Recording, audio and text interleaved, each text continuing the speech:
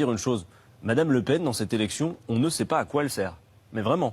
C'est-à-dire que, non mais c'est vrai, enfin je veux dire... Elle sert, mais elle a avoir un groupe. Non, mais elle a engrangé beaucoup de voix. Non, mais elle a même beaucoup plus progressé que la gauche et que les macronistes. Non mais ok, mais si on considère que c'est une élection pour la conquête du pouvoir, ce qu'est l'élection législative, cette femme ne sert à rien dans l'élection. Oui, elle a commencé l'élection.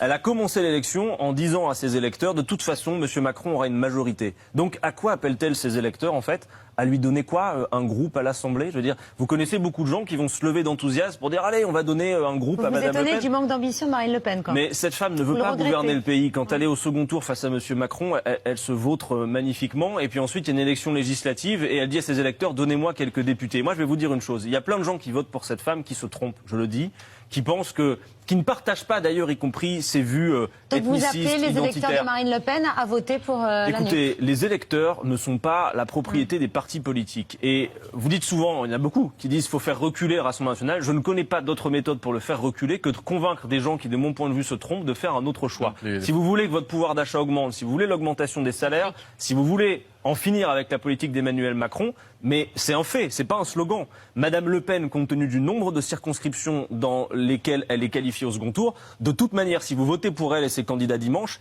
elle n'est de toute façon pas en état d'avoir une majorité. Si vous voulez donc en finir avec Emmanuel Macron dimanche, il n'y a qu'un seul bulletin, c'est celui avec ce V de la nouvelle Union populaire. Vos appels, je le vois, sont de plus en plus pressants en direction des fachos pas fâchés ou des fâchés pas trop fachos.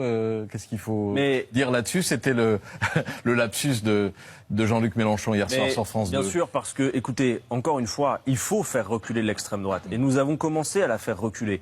Parmi les électeurs de Marine Le Pen, vous avez des gens qui croient en la vision de fragmentation du pays qu'elle porte. Mais vous avez des gens qui sont en colère, d'une colère qu'il faut entendre et leur dire.